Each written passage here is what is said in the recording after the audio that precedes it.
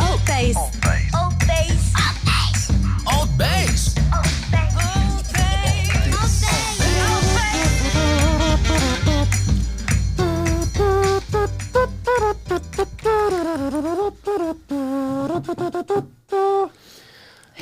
I like to save some time for the solo sometimes because then it feels like it's our song, it's original. We're live, ALTBAYS Show, brought to you by ALTBAYS.nz. This is show number 91.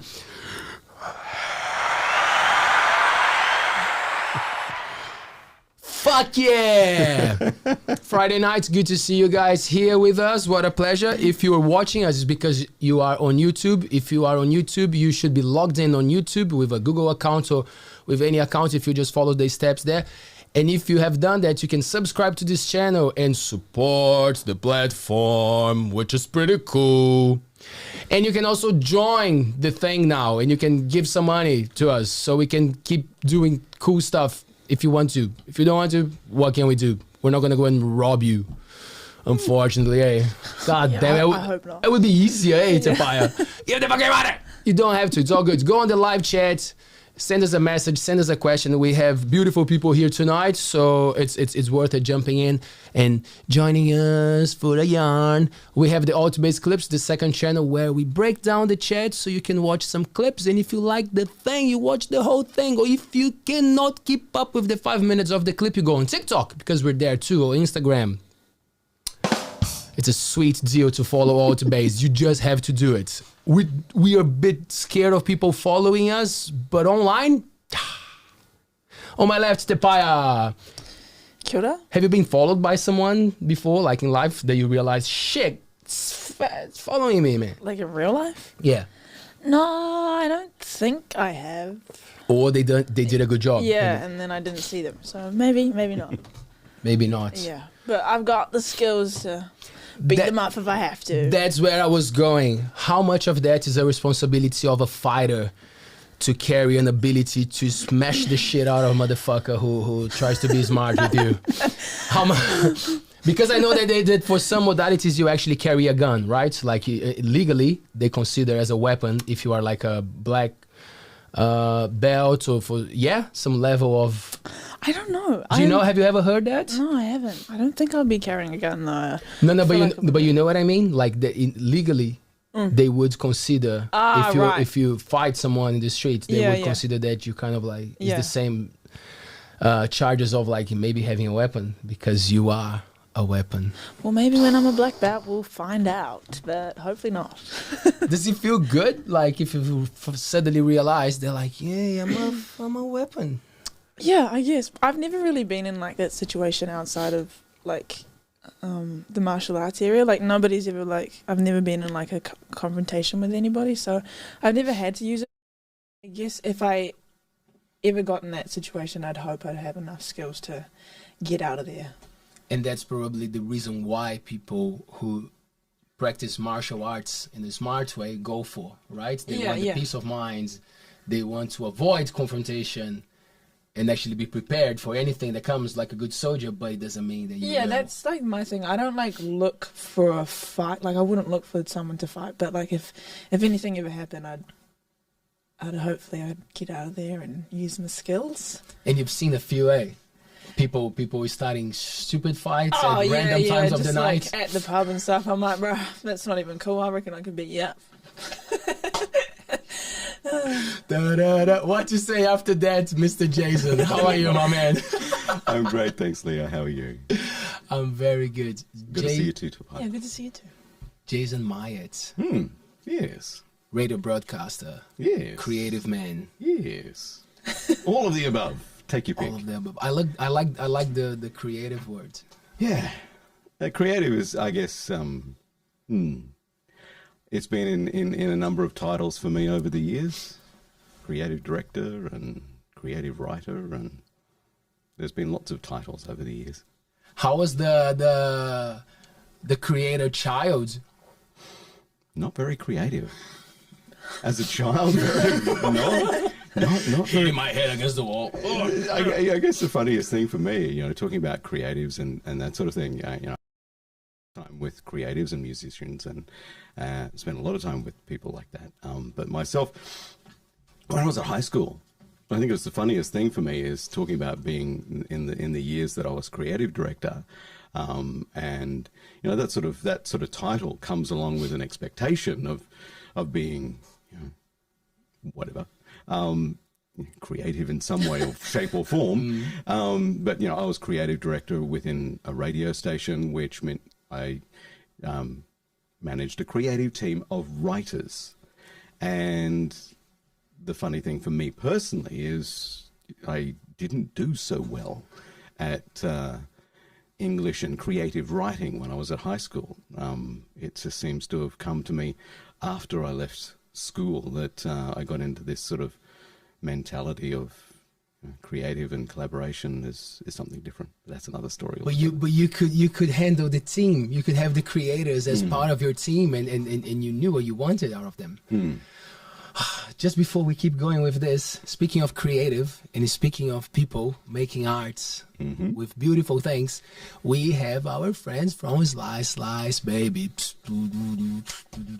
Slice Baby. Thank you so much, my friends, for bringing some pizzas here for us tonight. We have many options, some spicy ones as well. Sourdough-based pizza, beautiful stuff. Family-run business, is an epic place in Whitianga. Go check them out. It's hard to stay fit, eh, Jason? There's a story from. It was the fucking worst segue ever, eh, for something that we were not supposed to talk about. I absolutely check them online. Definitely check them out because these pizzas are amazing. I had a pizza a couple of Saturday nights ago, and then I happened to be out walking on Sunday afternoon, and I walked past Slice Baby and I went, "Oh, look, maybe a pizza again." Just went for my walk.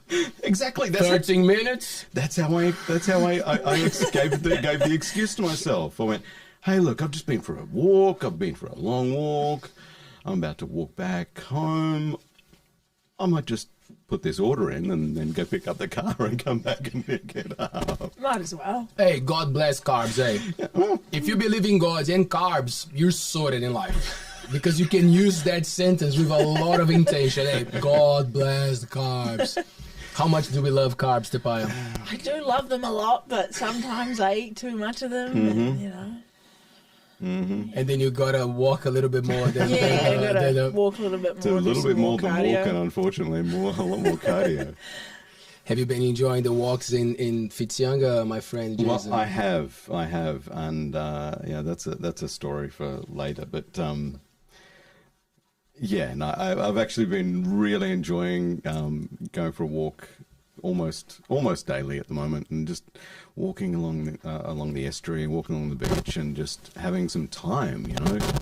Ooh, Leo. Bad move, eh? Sorry. Have you been over to like Cathedral and Front Beach on the other side? Yeah. Do you like it over there? I love it, and I guess, you know, I think I mentioned before off air, I over to Eccentric every Sunday morning. Yeah. So it's a great walk, and I always stop at First Beach and sort of have a phone call or something with someone while I'm just hanging out there, and then I keep on walking, and off I go to Eccentric, and then I do a little bit more walking, and yeah. Nice. A lot of that area over there, I love Flax Mill Bay, and I love sort of all of that area around there. It's sort of kind of my jam. How long were you in Australia before arriving here? Not that long ago, for the people who actually don't know. Well, what are you up to? So I've been back in New Zealand for 7 weeks.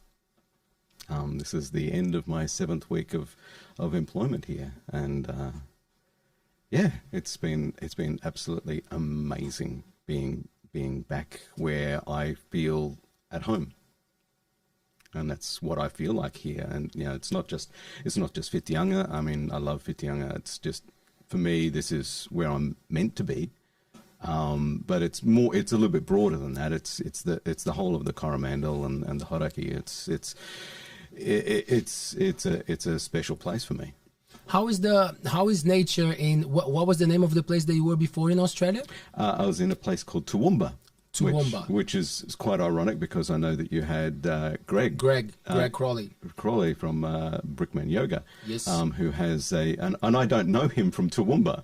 I actually met him here the same day that you had him on the podcast, and I actually went to his yoga class on the Sunday. But yes, I'm from Toowoomba, where Greg's from as well. Well, that's where I spent the last number of years. A few years. Quite a few years. How big is it? How big is Toowoomba? Toowoomba is quite a large city of about 100,000. It's tucked up in the mountains on the Great Dividing Range. It's about an hour and a half west of Brisbane. It's an interesting place. But it's a city, and it's one of Australia's largest inland cities. I think other than Canberra.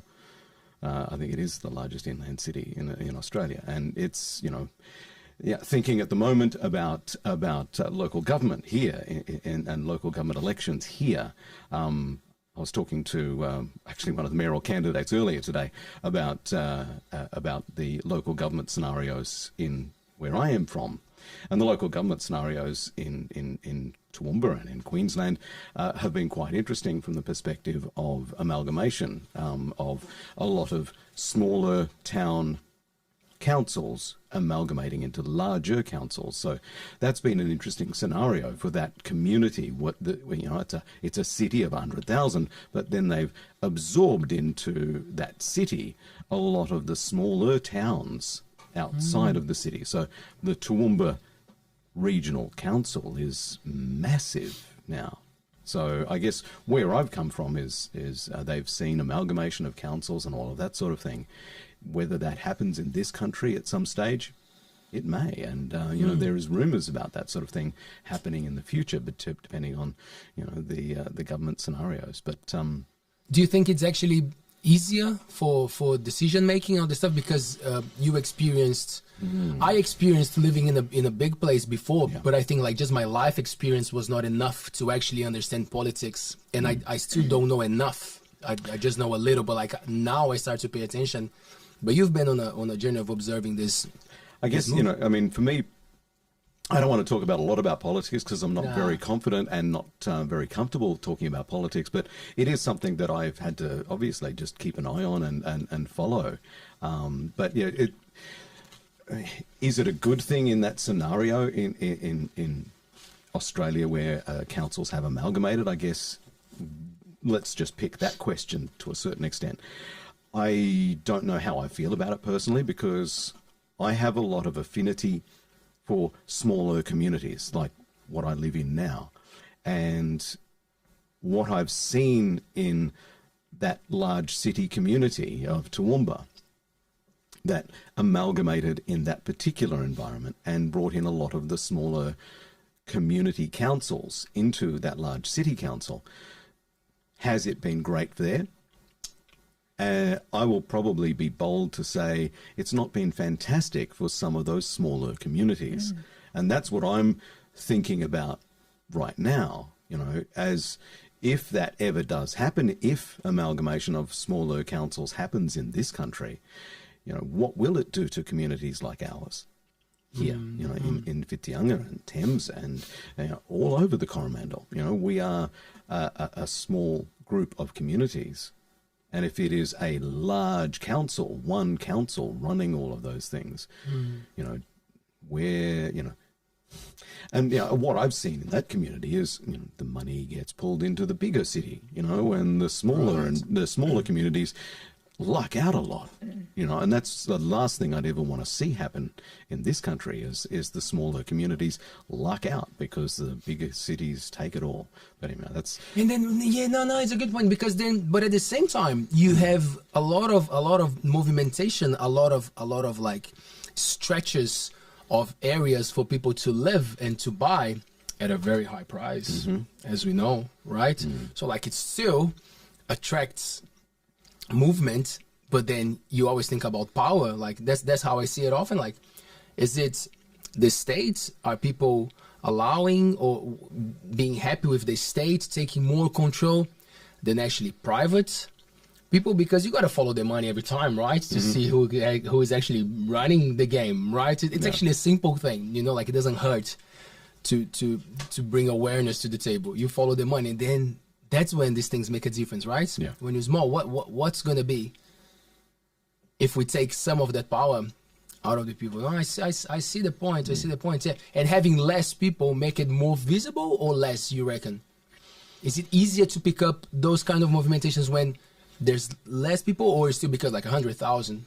It's massive, but you know, some cities have like 12 million, like São Paulo. You know, like São Paulo, yeah.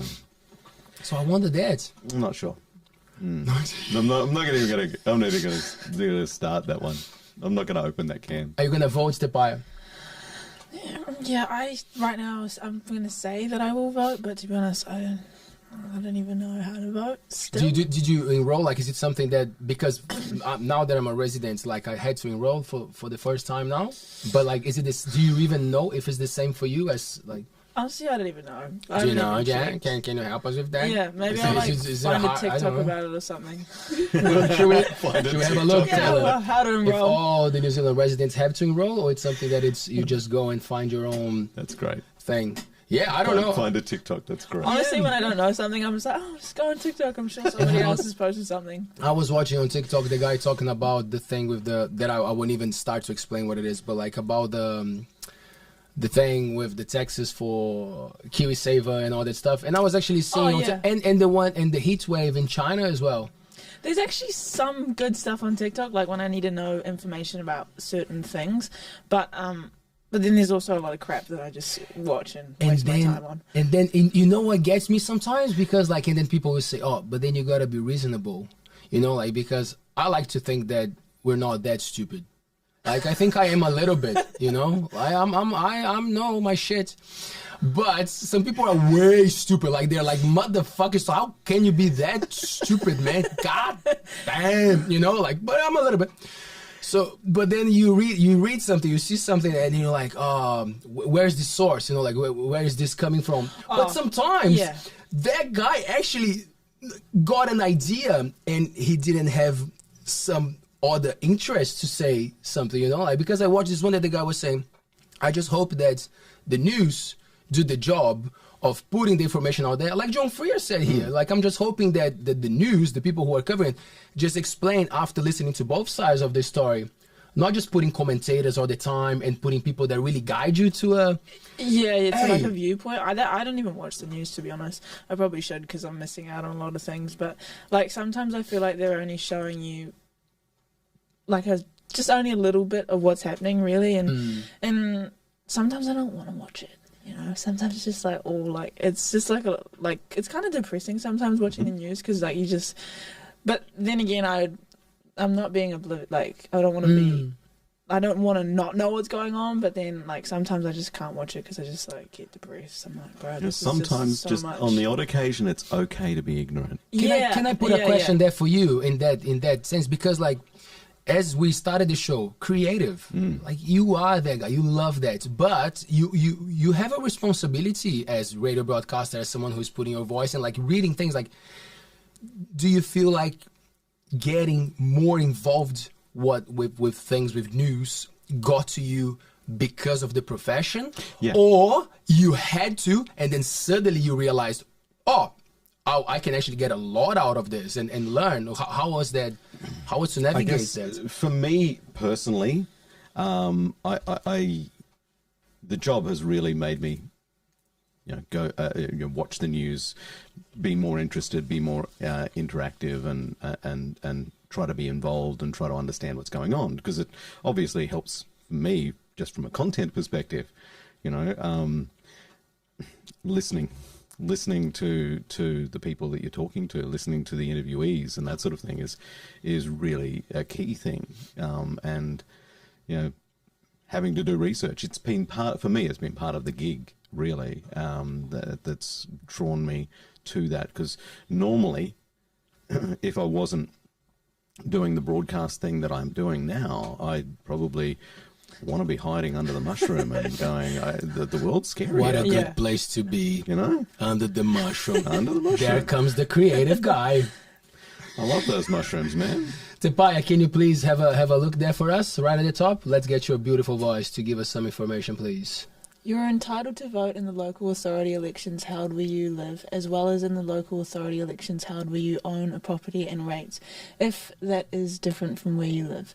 To vote in the local authority election as non-resident ratepayer, go to vote.nz to ensure you're currently on the parliamentary election roll in the area you live and details are up to date. So you do have to check out. We do have to have a look, right?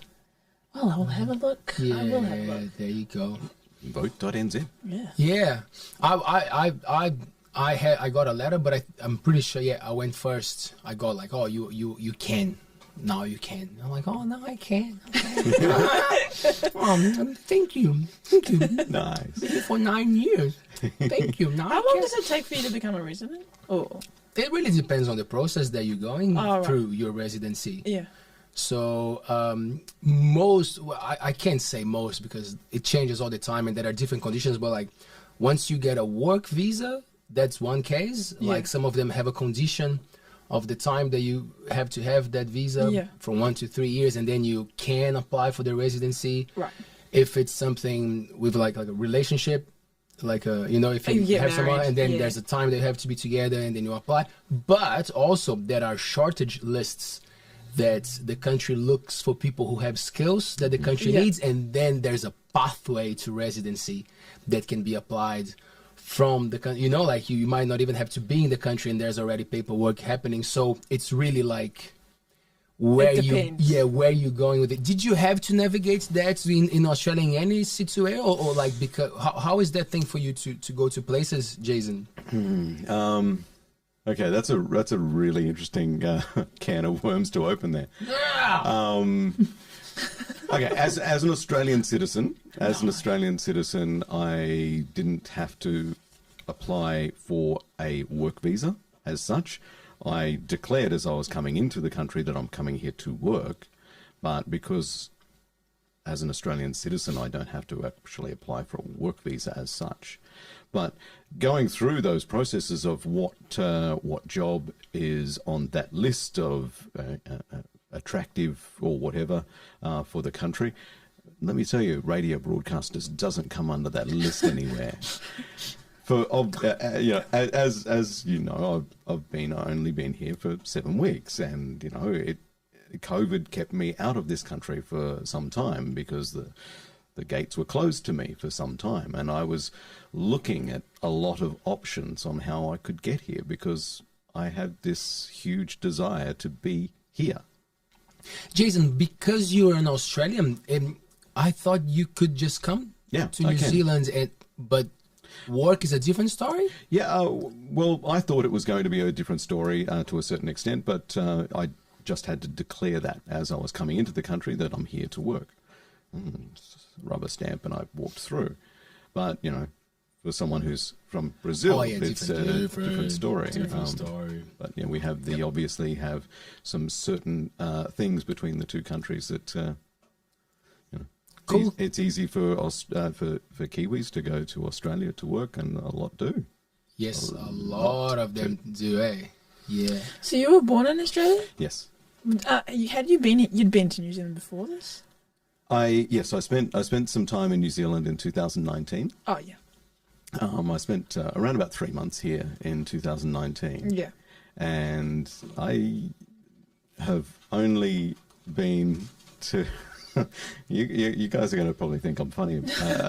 You're super funny, brother. You wouldn't be here if you were not. The thing for me is, when I first came to New Zealand, my very, very, very, very first trip to New Zealand was for a 2-week consultancy job. I flew into Auckland. I drove straight to the Coromandel Peninsula. I worked for 2 weeks. I drove back to Auckland and flew straight back out. Oh, right. So in that 2 week, my very first visit to the country, I only saw the Coromandel. Yeah. I lived in Whitianga for 2 weeks, but I obviously saw a lot of the Coromandel and Hauraki Plains during that time because I was doing some consultancy work with CFM at the time, and you know, they were in 2019. They were about 7 months old at the time. You know, I mean, CFM started broadcasting in November 2018. So you know, when I was here in June 2019, they were very young. So I spent a fair bit of time traveling around and seeing where I was broadcasting to, or where the station was broadcasting to. And I just fell in love with the place. So, and when I came back for my second trip in 2019, I spent my 50th birthday here in Whitianga, and I brought a bunch of my friends from Aussie with me, and made them celebrate my birthday here, where I wanted to be. And after we had a holiday for a couple of weeks, I stayed on and worked some more, and didn't see any more of New Zealand other than the Coromandel. So have you been anywhere else now that you've been here? No. I have been to the Coromandel and Hauraki Plains, and that's it. That's all you really need to see. That's all you need to see. You know, it's what I'm passionate about. Must see. Yeah. You know, it's the. I mean, yes, I love this. I want to see the rest of this country, Yeah. and I love this country. You know, but this is where I feel at home. For whatever reason, I don't know why. It must be the people. It It's is. gotta Must be the people. And, I you know, think it's the people, man, and the pizza. the people and the pizza, seriously, and Hey, and we got- coffee and the beer, and We got great names tonight so far. Hey, under the mushroom, have some people in pizza in Whitianga. That's a great slogan Yeah. for a town. Yeah, Hey, yeah. come have some people in pizza. What? Yes, and suddenly you're in. You're already there. You're like, whoa, love this place. Good. Jason, Yeah. man. But the thing is, falling in love with a place and watching from a screen is painful, isn't it? It's like it's like that love that you see departing, and you're like, oh, there she goes or he goes, and So- I'm here watching from the screen. You know, I'm going to pick up on that, Leo, because it's a funny story that I've actually been writing about that exactly on the other side of the screen. How much do you write? Nowhere near as much as I want to. I really enjoy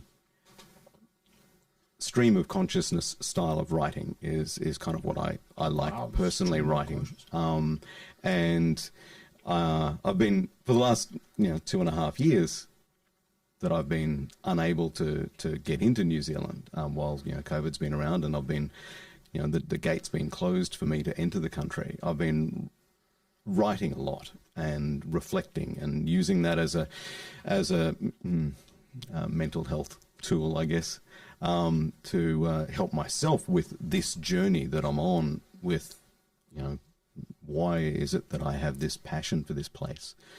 So I've been writing about that. So the funny story that you've just reminded me of is, and talking about going for a walk.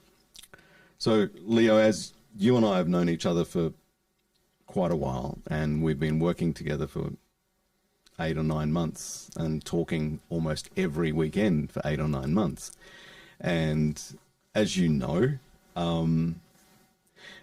I talk to you when I've been talking to you. I've been in Aussie, and we've been talking on video calls and that sort of thing.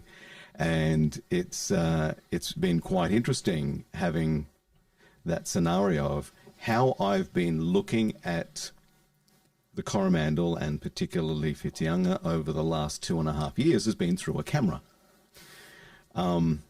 We have cameras on a number of our transmission sites with CFM, and those cameras give me a really amazing view of this area.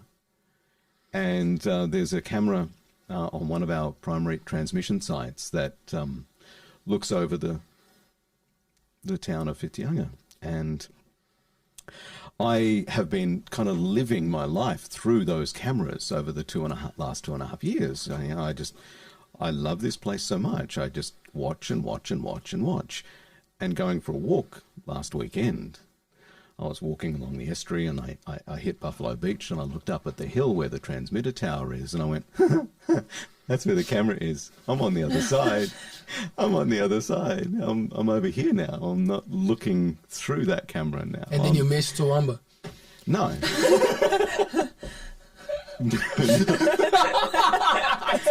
Not at all. I didn't actually, and I don't. Little bit. There's one thing. Little bit. There's one thing I miss. Yeah, my man. I probably should say there's a few things I miss. Nice. But my wife is at the top of the list. But it's been really funny for me going for a walk the other weekend and looking up at that camera going, I'm on the other side. And that's kind of the title of the article that I'm writing, on the other side of the lens. Because it's weird for me being on this side of the camera. In my former life, I was on the other side of the camera a lot. And it's weird being on this side of the camera. And I guess that's what I thought of when I was going for a walk. And I was thinking, hey, I know what that camera up on the hill is looking at. And that's looking at me walking along the beach. And that's usually what I'm... Yeah. When you because you are an audio person, let's put it like a sound person. Like that's your thing. That's my life. You got a beautiful face there to show, but you're using your voice. And face then, like, for radio. Even when you were doing the education thing just before in the university, you were working with people who actually produce video and film and other stuff, always behind the screen. Do you like the vibe, though, of front of the camera, like or like directing people? I know that you're good at it, but like when you're directing, you're also doing what you want the person to do. Is it something to do with the camera itself, of that like like it's like a gun pointing at me, or is you just don't feel like it's a place for you there? I like directing people. I guess as an audio producer and as a director as an audio producer, and that's been a lot of my life, has been an audio producer working in studios, and particularly the last 20 years has been working with voiceover talent and acting talent. So directing people from an audio perspective and directing people and educating them on using a microphone and that sort of thing. And, you can hear a smile, you can hear a frown, all of that sort of directing sort of stuff, I kind of dig, and I really do dig that. When it comes to being in front of the camera, it's a different story. I guess I will say that I've got the face for radio and I hate being in front of the camera.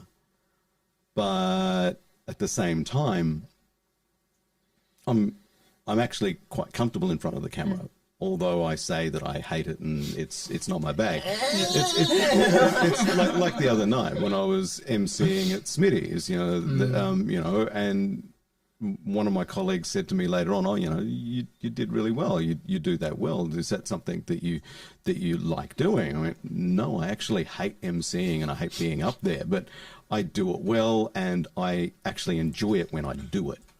I enjoy it when I do it, but it's not something that I will say to you that I enjoy. But I've been emceeing events on stage since I was 17 or probably 16. I think my wife tells me one of the stories of I remember very specifically, I was 17, and I think that was one of the first opportunities that I met my wife. She was a performer, and her friend were doing a piano duet, and I was about to introduce them on stage, and apparently I was chatting her up backstage. And she reminded me about that a number of years later when we sort of did actually really meet. But anyway. He was already using the voice. I was. Man, the thing with how powerful it is to dominate, or at least be on the journey to master the ability of speaking well, putting yourself out there, is it something that also helps with the social aspect, like that sometimes, because I love people who say that like less words are sometimes more powerful, which I agree, but knowing how to use your voice and how to put words, like it weights a lot, eh?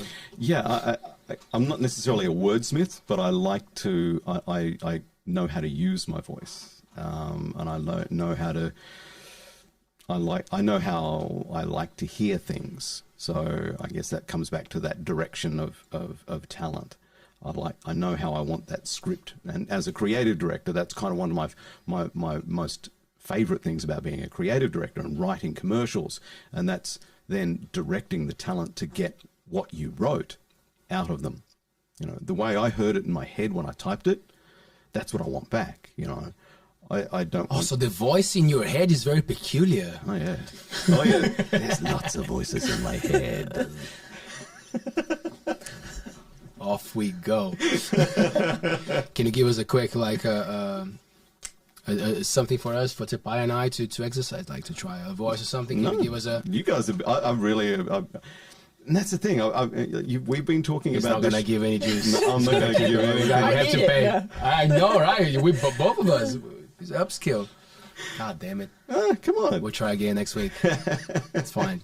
No, carry on, man. Carry on. I just love the... again, because I think I told you, that was my, well, I worked at a place for, it was like a website that was running events and stuff, but I stayed there for maybe like 1 week and a half because I got the job at the radio station that I wanted to work. So I was like, excuse me guys, I like this place, but like the radio is calling me. So that was the job, the first proper one, like when I was studying social communications. And man, it was so much fun just to hang with those people in the studio. You know, like I was doing the promotion, so I had a team going out there, putting the stickers and giving the prizes and going to the events, which is the fun part. Yeah. You do. But like for me, being in the studio and listening to those people, and then you're having a chat, and then they're like, oh, hey, and you're having a cool chat, and then suddenly, oh, just a second, no, we're back. I'm like, God damn, like, you know, again, like it feels like something got like the exorcism or shit, something got, and then they change, and then they boom, click back. And I love that skill of like going, because it's acting, you know, like it's the top thing of like being a good actor. You know, you're so prepared, they're ready for the scene, you go, you kill it, boom, and then you're back. It's like, you know, what I was talking before about, I really don't necessarily like emceeing, but it's an acting thing for me. Oh, okay. I'm happy to get up there and introduce that band or whatever, because it's just an acting gig. I'm the introvert. I don't like going out. I like staying at home. I'm just a very but I guess my current role is different, you know. Yes, I work in radio. I work in a little tiny box behind a microphone, but the job is not a job for an introvert anymore. You know, it's, you know, I'm out at Smitty's. I'm emceeing those things. I'm out, you know, in the public doing promotions and that sort of stuff, and it's important for the job. But to me, it's just acting, because that's I kind of dig that idea. I'm still probably an introvert, but it's kind of funny. One of my I had a visitor here for a couple of days from Aussie, and he sort of looked at me last night before he left, and he went, so your wife said to me a few weeks ago, Jason, that that there's been this swap of roles, that you know, she's the extrovert and you're the introvert, and you know, you're here and you're all of a sudden the extrovert and she's the introvert at home again. It's been, and yeah, he actually repeated that comment of hers, and he went, yeah. And he'd just seen me, we were at Smitty's, and you know, I had a bunch of people that were popping up and coming in and saying hello. I mean, all my friends. And he's going, who are you? You know, this guy's known me for about 3 years. He was one of my employees in my old job back in Aussie, and he's looking at me, who are you? You know, this is not the person I know. I went, no, this is who I am here. Yeah, what a beautiful power to change when you change. You go to a different place. You go, you know, like not that it should be a problem anyway. But you know, like this place brings something different out of me. That's the thing, right? I think it helps when you're like in a new environment as well, because you just have to adapt. Otherwise, it's just not going to work. And as you say, with this job, you have to be a little bit more extroverted. And you know, it's a, you know, for me, it's about profile. It's about, you know, the profile of the radio station. It's you know, it's a tough job, and you know, but I kind of dig what this is, and it's different for me here, and How is the thing with looking after the voice? Wow. Oh, well, I'm going to have another piece of pizza. Yeah, have some cheese and get into that. Some vegan cheese. Yes. While I use my radio voice, I'm going to have some cheese. And you know that idea of a radio voice is something that's another story to get into in a minute. But yeah, do you feel like you have to put it on when you're on radio, or is it just your normal voice? So life's changed a lot in 30 years for me. You know, Yeah. I started in radio when I was I think about a month after I turned 18. Wow. And I'm now. Have you always like been in radio? Or- Yeah, I this is my primary job has always been in radio, and I left radio and went to work in a higher education institution, but I was still involved in radio. Yeah. When I went to work at the university, I went to work there as a audio producer, and I was working with actors, and then I was still doing a lot of freelance work in radio. So I've never really stopped Yeah. working in radio. But the one There were just more things. yeah, it's more strings to the bow, really. And for me, you know, for the last 3 years at least, I've had 3 jobs really. You know, I've had the day job at the university, I've had my freelance voiceover career, which has kept me in contact with radio, and then I've had my involvement with CFM that has been going since January 2019 to now, you know.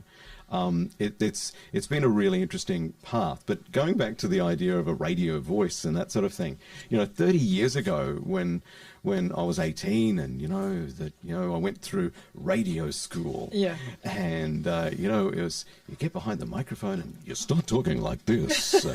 And like, it's just, today, you know, I still hear people say to me, "Oh, Jason, you sound different when you get in front of the microphone." Yeah, I think I do, but I really try harder than ever not to sound different. Yeah. You know, I want to sound like me. Even my mum said to me the other day, my mum's been listening online, and you put your radio voice on. She says to me, I went, "Oh, I try not to." Yeah. Because I find that, you know, that back when I started in radio in the 80s, it was kind of the thing, you know, the 70s and 80s and the 60s, it was all those big voice people on the radio.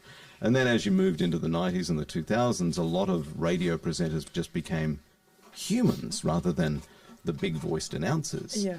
And when I started working with acting students, and I was trying to get a style of read, a voiceover out of them, I kept on coming back to this, no, just be yourself. Just be yourself. No. Read that script just in your normal voice. Just be yourself. I'm going to bed then. Yeah. Get me out of here, man. But you know, that kind of point made me realize I don't do what I'm suggesting that they do. Yeah. And then I started working on that. And then I started actually getting work doing a different style of voiceover. You know, I used to do those hard sell reads, you know, screaming your lungs out hard sell reads for the football this weekend, or a soft sell read for something really nice. Then I started working on that natural sound that I'd been telling the acting students to try and get. And then I noticed this spike in voiceover jobs that were coming in because I had more characters. I was trying to, I had more characters, but I was trying to be Joe Average. You know, I was reading a bank commercial and, you know, just trying to sound like a normal human being. And that spiked my work because I started sounding like a human being rather than a radio announcer, else. You know. Yeah. Can you sell us a coffin like a radio announcer? A coffin? Coffin, yeah. No. Come on, Jay. Come on. You can sell it cheap. Hey, I almost got him on the second one. Damn. It's like a cardboard coffin. Come on. No. Damn. I'd have to think about some. Are you going to do it? No. Damn. When I look at what's happening with virtual reality and all the stuff and AI and the voices, what comes to my mind is when you see an image like a robot, something that it's not a human, like you pick up. It doesn't matter how perfect it is, you pick up straight away visually. You're like, I'm not gonna watch that shit. It's not a human. If you want to watch a human, there's a human. But then for the voice, now we know that there's a lot of technology for AI taking over jobs, getting stuff. They took my job. How is that vibe for you? Because I believe in adaptability, you know, like in a world that is going crazy. So how do you see that stuff with like suddenly there's this new thing coming up? And I won't say, I don't know if the word is competing. Yeah, well, I mean, in the voiceover industry, you know, there is a lot of competing there where we're now competing with AI, you know. I listen to a lot of YouTube clips and, you know, even a lot of YouTuber ads that come up when you click on a YouTube thing and you get the ads first and you hear, hang on, that's an automated voice. That's not a real human being. But darn, is it close? You know, the AI is getting really clever. But it still doesn't have the same nuances, the same pauses, and the same, you know, stresses as a human voice can have. But, you know, I saw a lot of comments from fellow voiceover people about, you know, these AI programs that can do voiceovers for you now. You just put the script in and it gives you a voiceover. How much of that you think you actually don't pick up? Because I'll tell you what, I know that it's not the same example, but like nowadays, drum tracks, they trick me sometimes. Yeah. You know, I listen to a song and I'm like, because sometimes the radio or the mix is a bit, you know, and then you're like, oh, I'm not too sure. And then sometimes you have a look and like, oh, wow, it was actually a drum track. So with voice, I understand that probably, as you said, more nuances, more ways of picking it up. But for the average Joe, maybe even for people who are not specialists, they would feel the difference? Totally. I mean, you know, I've been caught out by an automated voice thinking it was real. You know, and it comes down to money. You know, it comes down to money. How much are you, as someone who wants a voiceover, wanting to pay? Are you willing to pay a large amount of money to someone to get an automated voice done because they are using the most amazing AI software that's going to get you a real sounding AI voice? You know, when you want a really super good AI voice, you're paying a lot of money to get that software. You can get pretty cheap AI voices, but they do sound machine like a drum track. You know, the more money you spend on the software, the better the automated drum track you'll get. Oh, you can just add a little fill in there so it sounds like a human being. Same thing with the expensive AI voice systems. So, you know, I think the one thing they shouldn't use AI for is like audiobooks, because like when I listen to the audiobooks and like there's just like they're reading it and there's just like heaps of stops in between, I just hate it. Totally. I just won't listen to the book. I just can't do it. It's made me turn off an audiobook. I like audiobooks, and I picked up one recently and it was an automated voice and it just didn't feel right. Yeah, like it might be a good book, but if it's just like really pacey, I'm just like, I just can't listen. And particularly, particularly for an audiobook, you want it to tell the story. Yeah. And, you know, no matter how clever the AI is, it can't tell you the story. Yet. It will be. It'll come, and it's not that far away. I mean, it's getting darn smart. And then it's a matter of what? Of adapting, because for me it always goes back to, are you valuing the humans? You know, which we know that no one gives a damn nowadays. Oh, I saved the word, the F word. Good on you, Leo. Congratulations. No one cares. You know, like it's very hard actually to find companies, places like actually supporting people. You know, like you're gonna do a budget or whatever quotes for a video for. Oh, it costs, it's expensive. that are humans doing things. You can do it. You can do it. Do you want to do it? Do you want to get a computer and do it? You can do it. But like there are humans who studied, worked for many years, went through the process of getting experience, like, so it gets to that tricky parts because it shouldn't cost ridiculously high that no one can pay.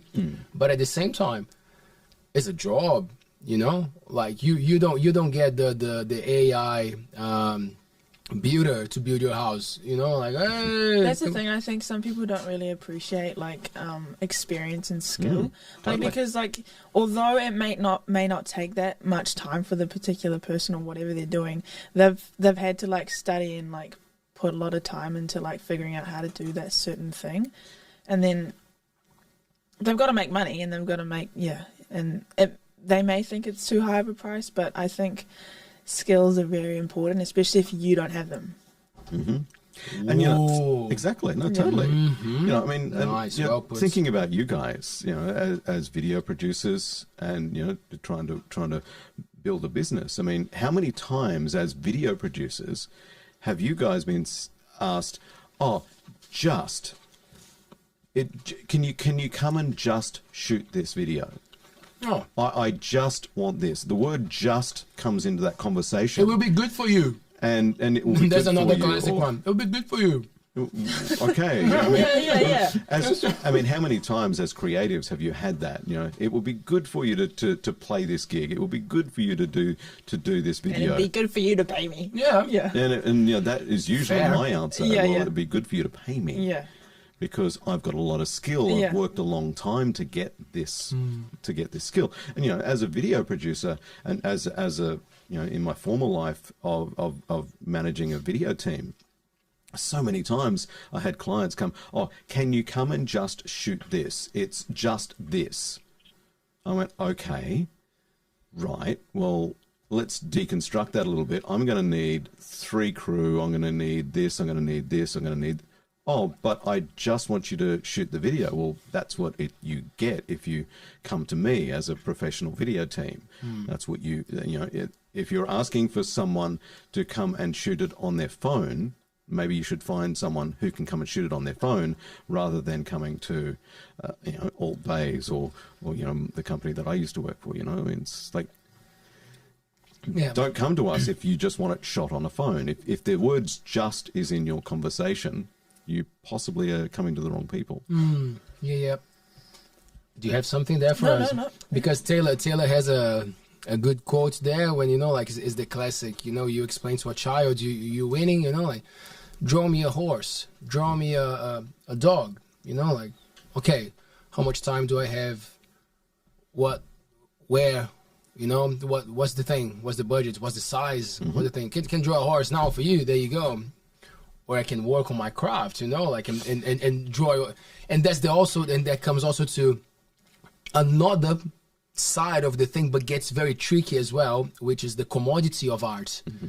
Hey, we flip from not giving a fuck at all to artists to giving a lot of money because it's commodity, because you buy art, because it's an investment. There's actually no value at all for you. A lot of people fill up the houses with art. Not because they love the art, man. It's because it's hard to devalue, So we flip things very quickly in a system that actually, at the end of the day, is not giving much to the creative people, to the one. I always bring that example because everybody related to it. During the pandemic, what happened? Netflix, album, music. Suddenly we're awesome. The music's out there, the artists are there, everybody can watch a video. Oh, good. People produced that. Took a lot of time. People were creating content, like people were writing books and stuff. So we could stay sane, remain sane. I mean, it's just that, what goes behind, and, you guys have seen it because, you've studied film and you've worked in the industry a lot. It's interesting when you go behind the scenes of, shows like this and what's involved. What's involved in a TV show, what's involved in a Netflix TV show that looked amazing. Sweet Tooth was a Netflix series a couple of years ago. Season 1 was released 2 years ago. I think it was shot in New Zealand. It was Is that the one with the deer? yeah. Yeah, I didn't yeah. watch it, but I didn't see like the, Yeah, Yeah. you heard about the it. thing. It's it's shot here, and I think executive producers Robert Downey Jr. and his wife, I think, are executive producers on it. Netflix show, big show. But what goes on behind that? I mean, you're talking about the character with the deer ears. What goes behind those ears? So okay, let's deconstruct what goes on in the production of these shows. It's not just a film crew. It's not just the writers who write the story to start with. It's not just the film crew. It's not the lighting guys. It's not the sound guys. It's not all of that. I mean, yes, there's all of those roles that go into that.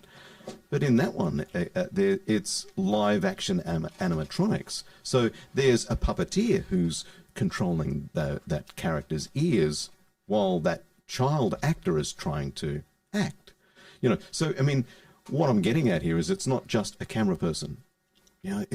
These wonderful Netflix shows have huge crews behind them and huge budgets, all for our entertainment during COVID. Mm-hmm. The reason I know something about that Sweet Tooth one, because they've just finished shooting season 2 of that in Auckland, I think a couple of months ago. I think in June they finished shooting season 2 of that show. Why are they filming it here? Is it like is it a New Zealand film kind of thing? I'm not really sure who's supporting the filming of it. I know it's obviously a Netflix supported, and there's a production company that's behind it. But the reason I knew anything about that one is I met one of the guys who was doing the animatronics, and I went, "Huh? What are you doing on this TV show?" Oh, right, okay. And he was building, robotic things and all this sort of stuff for this TV show.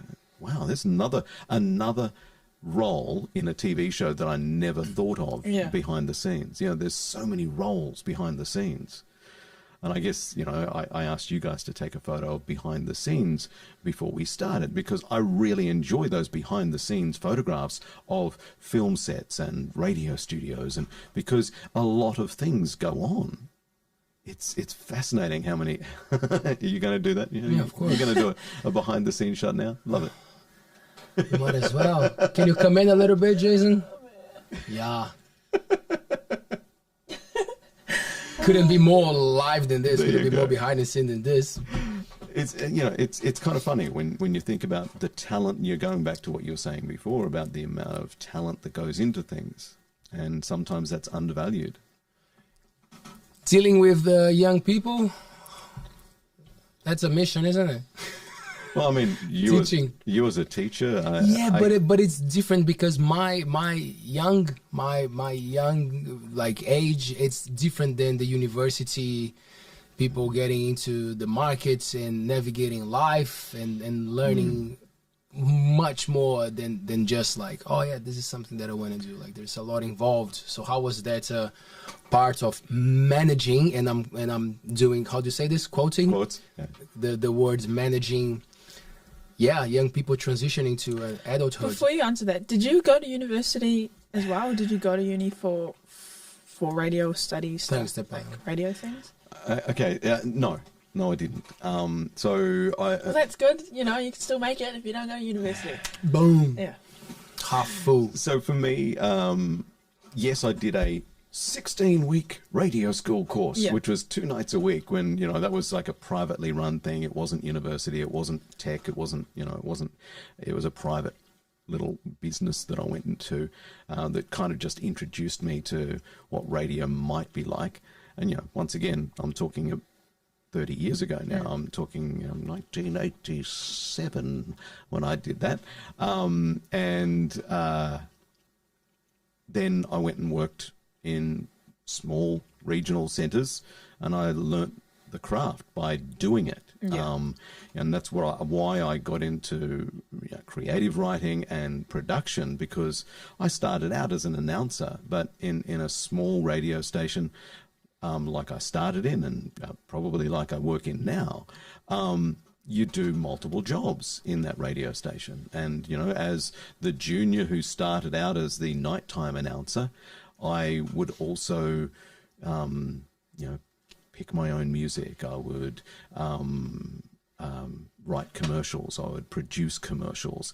I would, I learnt to write news. I learnt to, make sell radio advertising and all that sort of thing. I did every job imaginable in a radio station. I did in my first 2 years of radio, except managing.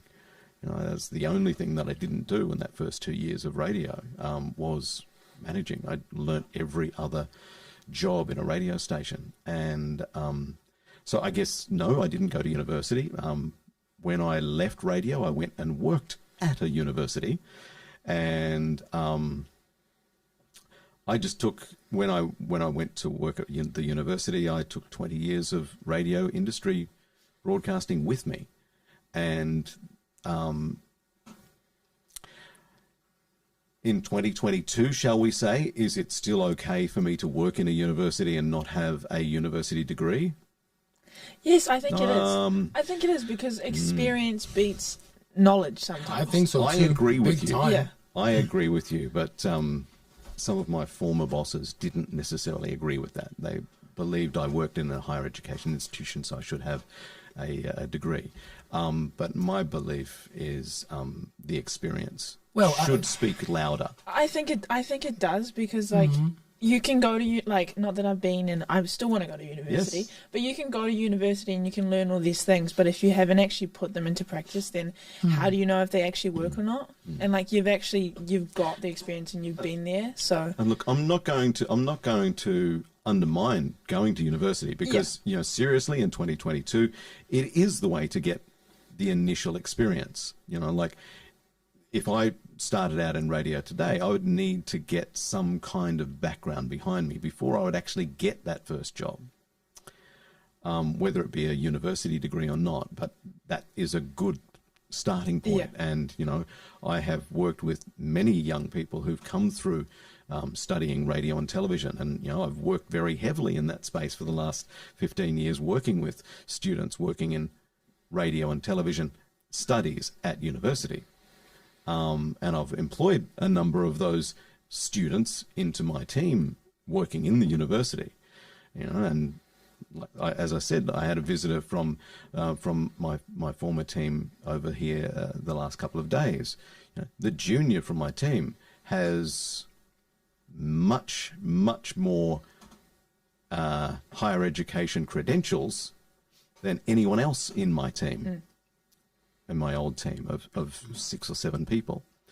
The person who's taken over since I've left came from within the university, from studying radio and television at the university, and is now doing a master's degree and a number of other degrees, but is amazing at the job because she has not only worked studied at the university and done that work at the university, but she's also worked in industry while working at university. So, yes, she was studying radio and television, but at the same time, she was going out and running the cables for the Commonwealth Games or whatever it was, or going out and getting work while she was studying because it turned that university study into real life. So I guess my interest in university study is seeing that real life being added in as well, that practical, well, okay, if you're going to be an engineer, while you're studying, go and work as an engineer as well and find out what part of engineering you dig, like I've talked to you about, your interest in sports science and food science. Start studying it, but go and find a job at the same time in that industry and find out what it is that you have passionate about. The academic parts can be so tricky because, in a way, it's selective, that what actually puts a lot of the pressure of the social dilemma in the game, because once you get to that point of selecting who's going to get the knowledge or not by becoming academic, you can keep that in the team by saying, no, we just want the academics to run the game. And of course, because it's interesting for those institutions to remain. And then I understand how sometimes it can be a threat for them and to look at I'm not saying that I agree at all, But like, it makes sense, you know, like, oh, so you actually don't have the academic background. Yeah, but I worked. Maybe I know even more, because like getting raw to a place can be dangerous sometimes. You know, like you leave college and you're ready to, and then like you have no clue where you're going, but maybe you created that ego, that idea of like, oh, I got what he needs, and then you don't survive. In the industry, you know, because you think that the diploma or whatever has more power than being there, right, and doing the work. So I think that's another thing to be mindful of with becoming academic. Or is it something that you'd want to pursue, like a radio degree, or is that what it's called? Or? So how do I answer that and not get myself in trouble? Nice. No, I don't particularly want. Yeah, that's fair enough. It's I don't like, particularly want to, as a 50-something-year-old, want to go back and do an undergraduate degree in what I've been doing for the last 30 years. Yeah. But I would like the institution to recognize my skill set. And if the institution would go, oh, you've done everything that is equal to this undergraduate bachelor degree, well, we will give you that if you do this. You know, so I guess that's the scenario I was in a few months ago, where I was considering doing further study. And I went, well, hang on, give me some credit for what I already know. Yeah. For the last 30 years. Don't slap me in the face and say you've got to start your bachelor degree from zero, because I've been teaching those kids. Yeah. So that process was, okay, recognition of prior knowledge. Jason, okay, we'll give you recognition of prior knowledge if you do your honours, which is sort of the next step past a bachelor degree, and sort of between bachelors and masters. Yeah. If you take on and do your honours degree, we will give you that recognition. We're not going to give you the bit of paper that gives you the bachelor's degree, but we will give you the recognition that you've done that. And we'll give you, if you finish your honours degree, we'll give you an honours degree in radio production or TV or whatever it is, you know.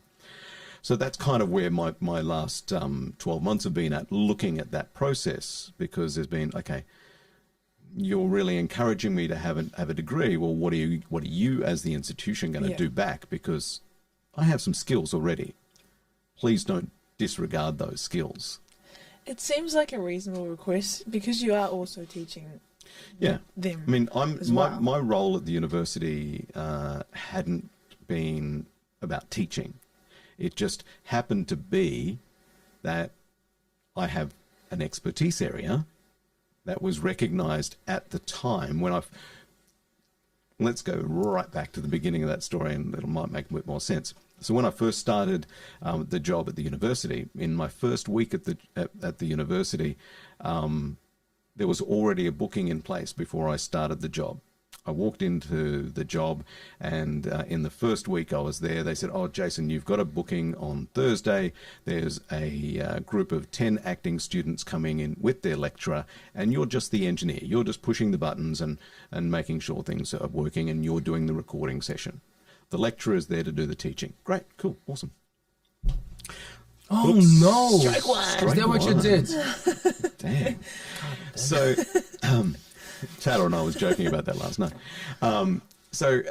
It's interesting that, so what happened in that first recording session was I sort of paused at one stage and sort of turned to the lecturer who was standing next to me, when there's, you know, a couple of young actors in the booth learning voiceover, and the lecturer was giving them feedback. And I said, would you mind if I gave some feedback? And the lecturer went, sure. And I gave my feedback to the student, and the microphones were turned off, and the lecturer turned to me and went, what's your background? Oh, I've just spent the last 20 years in broadcast radio, and I'm a freelance voice actor, and this is kind of what I do for a living. All right, feel free to chime in any old time. A few years, and that built a wonderful relationship between myself and that academic, And for the next 4 years, I worked very closely with that academic every second semester when they would bring their students in for voiceover, and it became a collaboration between myself and that academic. When she left, it sort of got dumped onto me to then be the tutor, let's say, because I'm not a teacher. I will never say I'm a teacher. I'll say I'm a mentor. I'm relatively uncomfortable with the word tutor, but I like the word mentor. And that's kind of the role that I took on when I was asked to lead those classes when that lecturer left. And that was kind of, so I was never a teacher. I became a mentor, and I really enjoyed that space. And that sort of built the next 10 years for me of working in that industry. I became a mentor, and I really enjoyed that space. And when, like in 2019, when I came here, I got to do some mentoring with some young radio people that were working here. And those people are now really good friends. They're not all here, but not all here in Whitianga anymore, but they're still close friends of mine because I really enjoyed mentoring them as young radio broadcasters and producers, and I really enjoy that mentoring space, not necessarily teaching. I have a question on radio now for you, man. Yes. So we know that the way that we use the internet nowadays, with so much access to videos and podcasts, videocasts, the format is solid. There will always be people talking, people listening, people making beautiful selection of music, people giving good information. So like, I'm not worried about what the radio represents and what's going to be in the future. However, the way that it is that people receive that, the signals and the frequencies, the way that we are, can we say that the internet is already enough to actually be a platform as reliable as a radio would be? Like, is the radio, with the way that we still do it and we've been doing for a long time, it might be a bit of knowledge of technical stuff, but I'm not sure. Is it gonna be always there? There's always space for it. Radio's changed. Radio has changed a lot in the 30 years that I've been involved, and it's changed a lot in Australia. It's changed a little bit slower in New Zealand, has been my view. But yes, we do have a lot of competition with all of the streaming platforms we've got out there. And we've got so much choice now. We've always had choice on the radio band to flick around to go to another radio station or whatever. But now we've got that wonderful choice of being able to go to iHeartRadio or any website or any podcast platform and just consume however we please. And that has changed radio worldwide over forever. But I still believe in radio. I still believe in the power of radio, and that it isn't dead, particularly in this country. But I believe in radio from one perspective: localism. Localism is what has kept radio relevant, and also what has shown up some of the broader radio, how do I say this? Some of the larger radio networks, shall we say, why they become a little bit wishy-washy to me personally, because they've got the localism out of radio. So why would I listen to that same churned over radio that's the same in a number of cities or a number of places? The same broadcast is everywhere and is not localized much at all, if at all, other than commercials. And technology has been a wondrous thing. When I first started 30 years ago on radio, we were playing records and we were playing, the commercials were off, weird cartridge things that look like an 8-track, if you even remember what that looks like. But, you guys are too young. I'm an old man over here. I know the old things. But, you know, radio's changed a lot. The internet and the modern computers have changed radio forever. You know, no longer do we have records and carts and all of these other things. It's all on computer. You know, so that has changed things the world over. You know, back in the 90s when we started seeing radio networks starting to happen, we still had to work out a way of playing the local commercials for that town and the local commercials for that town, even though they had the same program coming from a centralized point. You get my point there. So that to me, that bland kind of radio that is pushed out to everywhere is the thing that is at risk of these streaming services. What I don't believe is at risk is localized radio, where we are giving information. Like what I'm passionate about with CFM, that's what I'm talking about here, is localism. And that's what's going to keep radio alive. You know, we don't talk, you know, CFM is all about what is happening in this community. You know, I mean, okay, we have a large broadcast area. Our broadcast area is the Coromandel Peninsula and Hauraki Plains, which is, you know, in reality, a relatively large broadcast area. But we are still trying to be local. You know, I don't always talk about Whitianga. I don't always talk about Thames. I don't always talk about, Tairua, Pauanui. I'm talking about all of those places because that is local to me. And that's the power of this radio station particularly, and smaller radio stations of the like, is localism. That is why we have a solid place next to those streaming services, you know. Do you get where I'm coming from? Yeah. The importance of speaking to the people who are it's like close to you. Yep. You know, in one way, you know, what you're doing here with ALTBAYS is you're talking to local people, but you're spreading your wings a little bit and sharing that on a broader platform. But you're still talking about local things to local people. You know, when I say local for ALTBAYS, I'm talking a very similar mentality coverage area as CFM. You know, you're bringing guests from Auckland, you're bringing, you know, people from Thames, and John the other night from his Onimana, you know, so you're bringing people from all over this region, but you're still local. Yes, you're broadcasting to the entire world. We are too, you know. I mean, we're pressing the fact that, you know, we're on iHeartRadio, and, you know, you can listen to us streaming online, and, you know, we do have a lot of online listeners. You know, there are pockets where, you know, we have an amazing broadcast system that synchronizes, you know, a number of transmitters on one frequency, which is world breaking and very. We were beta testing this you know, small CFM was beta testing this crazy software that makes, you know, 4 transmission sites have one frequency, and you don't notice the difference when you're driving.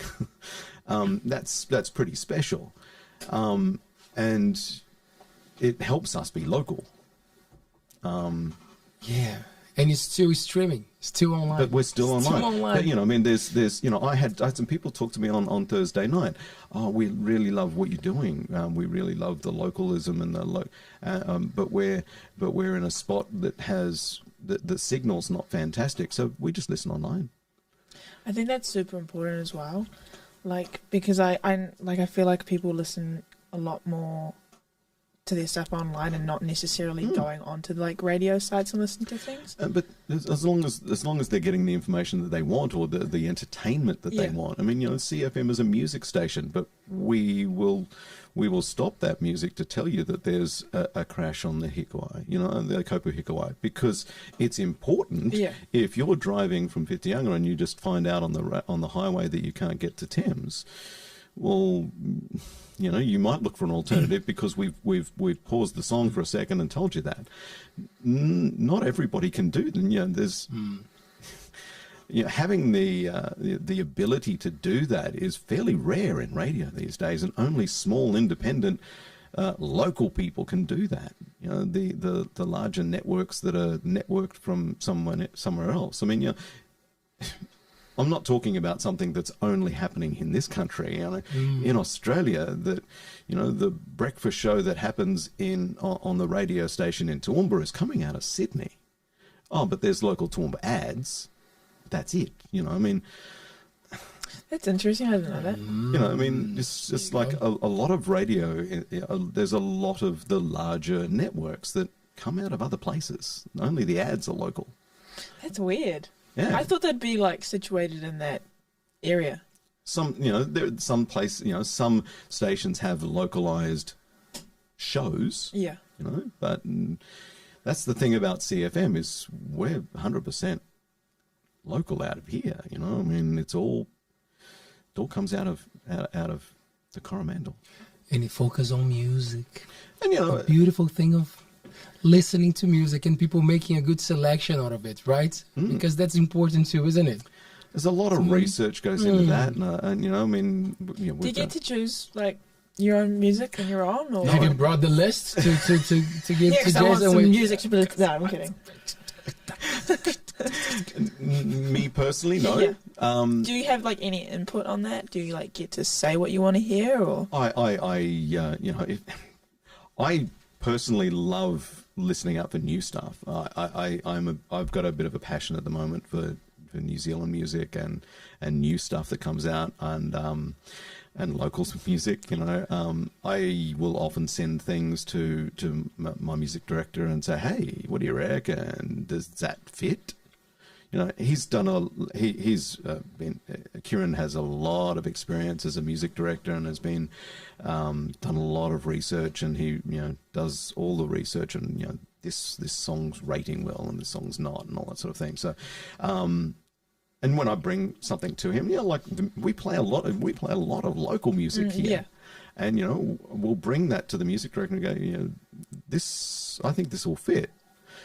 I don't know if I'll get in trouble for this one, but I'm fairly certain that Benji from the Flaxies, I think I heard their song and I sent it to the music director. And he went, yeah, I think I heard that. I went, dude, we should play that. The same thing with Hanako. Hanako, I think I saw Free Like a Bird on YouTube. And I don't know how I came across it. And I sent it to Kieran and I said, that's like, she shot this video at Wharekara, I mean, wow, that's really cool. It's not a bad song either. And he went, yeah. And it's now in our constant rotation because it works with the radio station. It works with what we're playing, and it also works with our mentality of localism. It's why we play. That was a big thing for me working in the radio station in Brazil, because it was probably one of like maybe number one in that genre that it was playing at the time, of more like popular, a lot of hip hop. Some rock used to be more rock and roll, but then as things change, very big commercial radios, they change, they go with the flow. And then they were part of the job that we would listen to the other radios and make lists, and write down how many times are they playing that song. And then you start to realize, wow, when you check the papers after, like some radios, they play 5-6 times the same song, the same time. And then, again, follow the money, kids, follow the money, kids. And then you start to understand that stuff, wow, this is a big thing. We have a national reach, and then there's someone in each state, as Jason said, putting the ads for people to listen to the ads local, but the songs are coming from the same place, and there's a lot of commercial, a lot of people selecting how many times and how much it's gonna cost and how it's gonna be, and then you're like, okay, there's much more to this. It's not just like, hey, we love this. Nah, it's like, how much is gonna pay for us to play this, and who are we pushing, and why? Doesn't really matter. That's how much it costs. And then you're like, okay, wow, I really summarized it, eh? Sorry, but anyway. Yeah, well, when I go up to Auckland sometimes and like I just check on the radio when I'm in the car, like some of the stations are playing like this. They all play the same song, or they're just like playing the same like maybe 10 songs in like a different rotation. It like at first it's good because I haven't heard the music, but like if you're there all the time, like you must get sick of it. And even the people like the radio presenters or whatever, I'm sure they get sick of hearing the same song too. Yeah, and that's seriously. I mean, that's why I love where I work. Yeah, I really, really do, because I believe in what they're doing. You know, and I believe in what we're doing, and I love the music. You know, I mean, okay, sure, the music's targeted at my age group. Let me be honest. You know, we are CFM is targeted at an older age group. You know, and it works for me as a human being. I like it. It's there's a lot of music that I grew up with. There's a lot of new stuff as well, but it all works for me as a human being. And I guess I'm fortunate with that because that's who the radio station's targeting is. Generally speaking, I fit right into the demographic. But I really enjoy the music we play. And that's fun for me, you know? Are there radios that you listen to? New Zealand radios? Not really, to be honest. Like if I'm in the car, I'll just like listen to whatever's on, but I don't like particularly search for radio stations to listen to. But yeah. I wonder like which ones cover more of the hip hop and rap. Because I'm saying that I only like hip hop and rap. No, but like for example, I know I would know the ones in Brazil and I would have them in my program because I know that I want to listen to them. But I think in New Zealand, like I know that there's the rock that plays rock and roll. It's not necessarily the kind of rock and roll that I love listening to, but I know that it's there. So it's there, you know, like in CFM, local radio, and nowadays RNZ, because there's a lot of talking, there's a lot of conversation, so it connects to what I'm doing. Yeah. So I'm like, but you know, like I didn't mean like so, but like, is that Flavor? What is that? I came across something. To like I don't like if I'm in Auckland, I'll like put on My FM or like The Edge or something like that. But to be honest, I don't really listen to the radio. I just like. Do you go for playlists? Like, do you find playlists on Spotify or whatever I you listen just to? Like music? go on Spotify and just like check out music on there or. Do you like that thing, Jason, of going to these platforms? Because I would feel lost. Sometimes I would be like, I don't even know what to listen to. But then they started to put playlists together. Playlists for me have been a big thing. And I guess for me, particularly over the last 2.5 years where I've been doing lots of research and just trying to immerse myself a lot more in this place. I follow 2 or 3... playlists on Spotify, which are hatchling, New Zealand hatchling music and a few different little playlists like that, where I get to, I mean, I was walking the other day just listening to one of those playlists, looking for new music, looking for things that work, looking for things that will work in our format. But I really do enjoy listening to, I have a huge, broad music, you know, don't ask me what sort of music I like because it's all of it. You know, I guess, you know, there is things that I sort of, I won't dig that, but I listen to a lot of different music and, it's fun. I think, you know, fun being open. Yeah, I'd probably say I'd like listen to anything too, as long as it's like I think I've said this before. As long as it's not like hardcore screamo, I'm fine. Like I know people do like that stuff, but I'm just really into it. I respect people who like that sort of stuff too, but it's not me. Yeah, like if that's your thing, you can go for it. But I'm not really into that kind of thing. But then again, for me, there's a tempo in that.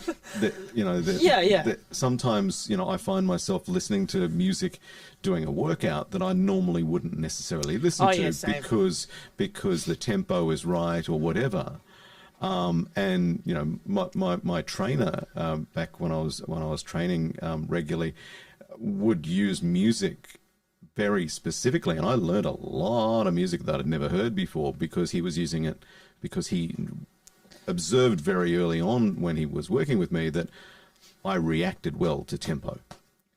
You know, does he help you to work massively? For me personally, I'm not a lyric person. I'm a rhythm and tempo person, you know? Yeah, same. It doesn't really matter what they're saying. It just matters if it's like hitting right and making me lift good. So I'm like, I'll listen to that again. Did you feel on the journey? Have you been a guy that would work out regularly for years in life? Okay. During my life, my 50-odd years, I've joined a lot of gyms, but I've not carried out for a lot of time. You paid a lot. I paid a lot of gyms. Don't worry, I know a few of those people. Yeah.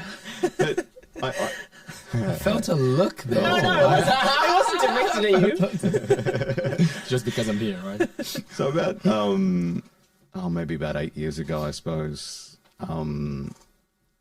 I was a little unwell, and high blood pressure, really, I guess. You know, Overweight? Overweight. Overweight? Put it this way, you know, I was overweight once in life. A few times. Yeah. All of my life, up until a few years back, I was always a big guy. Always. Even as a kid. You know, my nickname at school was Pugsley. You know, Pugsley. I was a little chunky fella all my life, and I was, you know, a few years back there, I was diagnosed with high blood pressure, and I'm a bit of a stubborn person at times, and I didn't want to take the medication, so I went looking for an option of not taking that medication, and the option was to lose some weight. But I went into it not wanting to join another gym and pay money and not go back the next day, you know. What I did is I got myself a trainer, and I had an obligation then. I had a meeting to go to. I had something I had to go to. Sorry, I have to leave work. I have an appointment. That routine changed my life to being, I can do this. But it wasn't necessarily about the trainer at the time. It was the routine. And that changed my mentality around, I wasn't there to lose weight. I was there to discover being healthy. The side product was I lost a lot of weight, but it took a long time. I'm 50-something kilos lighter than I was about 8 years ago. And I don't ever want to go back to being where I was. I'm comfortable where I am, sort of, today. Sort of. I'm probably more comfortable where I was about 6 weeks ago. Before having all the pizza and the beer. People and pizza. Come to Pizza. Slice baby is so damn good. Bless them. Oh man, I connect with that journey big time. Yeah. And that's what I always tell people, you know, like it's just a feeling of not wanting to go back there. Because I dropped a considerable amount of weight that I kind of never went back. It oscillates a little bit. But like those extremes of being a heavy person and then you're not anymore, you're like, I'm not too sure if that's sustainable and how long it will be sustainable for. You know? And I guess for me, it's been sustainable a lot longer than I thought. Because I got to be big. I'm sorry. No. Like how long it will, how sustainable it will be to be a big person. Yeah, I'm sorry. And for me, you know, it was how long can I keep this weight off? You know, what have I got to do to change my life to and you know, it's not sustainable to be, for me, as a fairly short guy, to be that heavy and to have great mobility and all that sort of thing. I want good mobility. I like moving. I like, you know, going for a walk. I like doing that sort of thing. And, you know, I used to pant and puff just, you know, walking from one room to the other. Rolling from one room to the other? Rolling from the board. Here I am. Exactly. And, you know, it's a lot more comfortable in the voiceover booth these days than it used to be. Let me. And as you've seen on the other side of the camera, my voiceover booth is not very big. Anyway, so going back to the music and how that changed for me, and when I when I went to my second trainer, who has become my best friend and is still my best friend. And he is an amazing push for me. He's a musician, and he recognized straight away in the first workout that he did with me that music made a difference with me in my actions and in my movement. So it became a solid underpinning for the rest of the time, the next 6 years that I worked with him as a trainer. You know, he would put on specific songs for specific exercises because he could see what it did. It's just unconscious for me. All of a sudden, I'm punching the punching bag, and I'm following that rhythm. And damn, would you slow that down a bit? Because I can't slow down until that tempo slows down. Yeah, so music and has made a big part of my fitness career. How is your vibe, Paea? Do you wear like?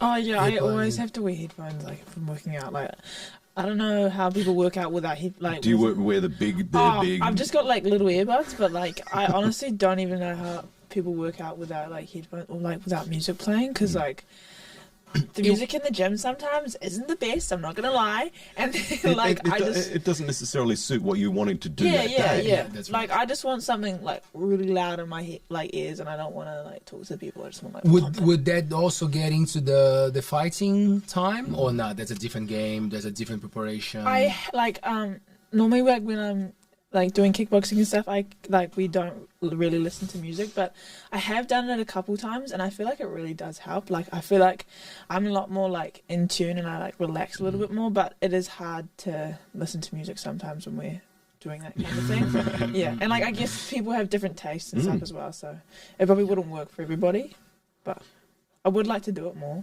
I think it might help. You gotta find the opponent that has the same. Maybe you should put an ad on Facebook, like ask people's favorite music first. Yeah. And see if they're king, because that would be a fair call. One of my favorite things, talking about music and training, there's a few times when, you know, while I was doing a lot of training with Bob, and I went on holidays. I said, "Oh, can you write me a program? You know, I'm going away for a week. I'm going out of town on holidays. Can you write me a program?" And he'd write me a program to do certain exercises and you know, a hotel room exercise, but he'd call it a hot L room, a hot L. So you know, it's doing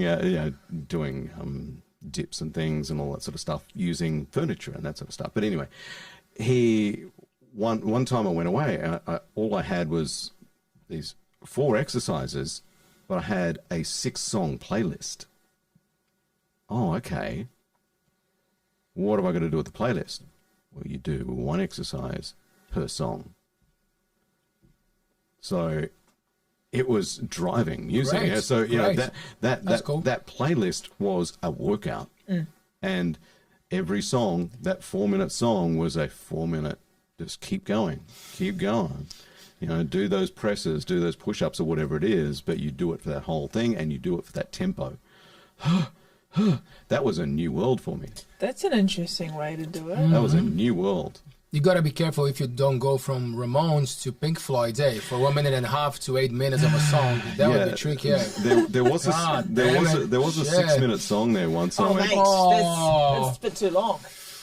I did complain, but I got told just to do the workout and stop complaining. Maybe if I was running, I could do it for 6 minutes, but not like benching or something. Now I've been trying to go for like my long walks or sometimes for a run without music. Why? Ooh. Just to see, because I noticed that sometimes a lot of ideas come in silence.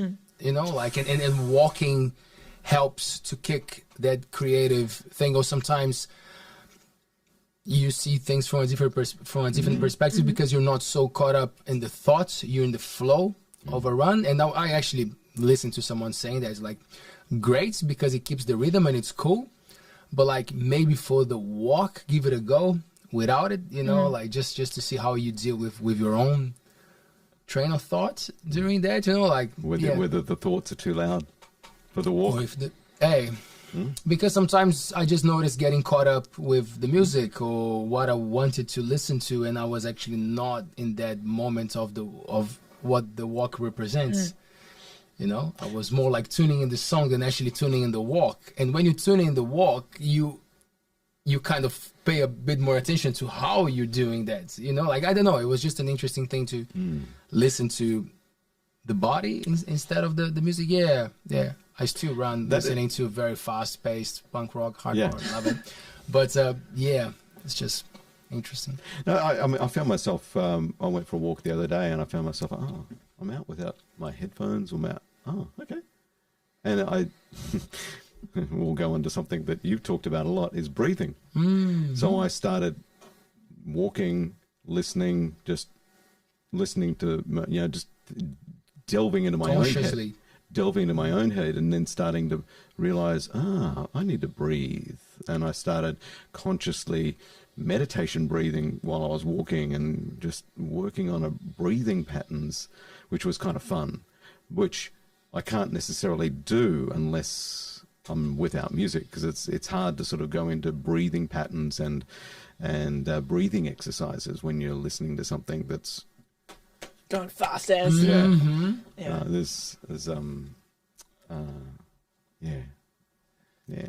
breathing. We always go back to the breathing. How important it is for everything. I've learned so much listening to this podcast. When you talk about breathing and your readings that you've done, I love it. Yeah, just a recent passion and journey, and I love to see it as a passion. I like to use that word because if you're passionate about something, it means that you care, and then you know, it's not a problem. Every time that I listen to someone talking about the proper breathing, and I'm like, oh yeah, like, what is the only thing that we're always doing? What is the only thing that actually we cannot stop doing? It's the fucking breathing, man. And so many different ways of approaching it. You know, like, so for me, it's just like mind-blowing that I've spent so many years in my life without caring about it, without even noticing it. Like, I think that's the word, without noticing it. You only notice when you're panicking. Then you notice how hard it is to not be able to calm the fuck down, you know? Like, we should be capable to actually not allow a situation to escalate, because you control your breathing, you control your reactions. You know, like, all those things actually count a lot, and I'm just loving being into that. You know, my trainer Bob really taught me about breathing, I guess, when I first started training, and like, stop holding your breath, breathe, you'll shit a cat. That was his favorite term, breathe or you'll shit a cat. I've never heard that one before. It's just great. Right?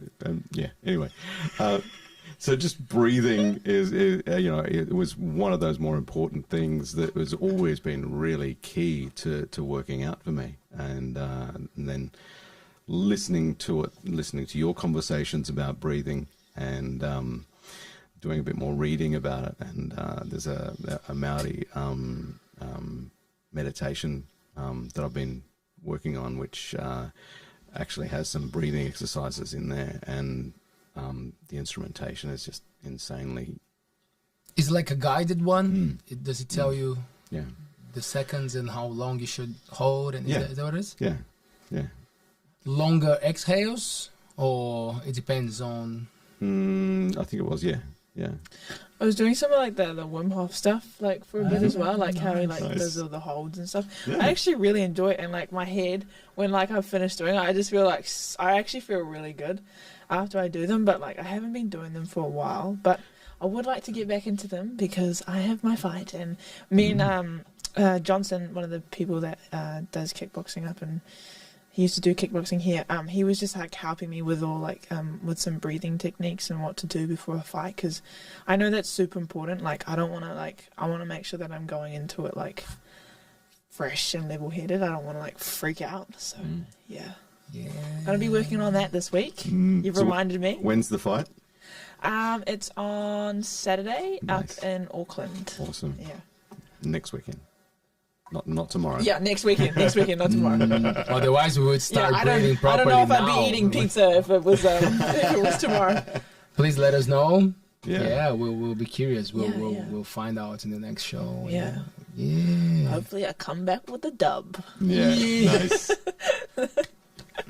That's awesome. Yeah, talking about breathing, Greg, I saw the book over behind Paea, Greg from Brickman Yoga, he was talking about in the show with you about that fast breathing where you sort of got really high almost from doing the very fast one. Is that like the one where you use your you move your stomach as well, like you're breathing through the stomach? Or is that the chest Is it? breathing? I don't think so. Oh, okay. No, it's just a very intense.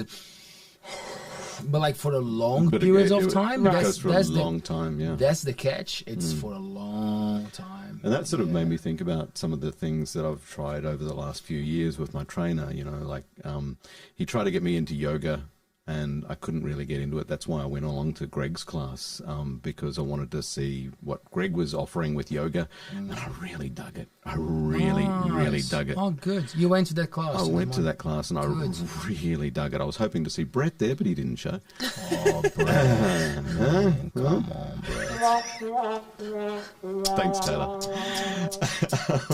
But it was a really good class, and it made me sort of go, "Oh, I want to think about yoga again." And I actually sent Greg a couple of emails afterwards and said, what can you get me doing, because I really enjoyed that class.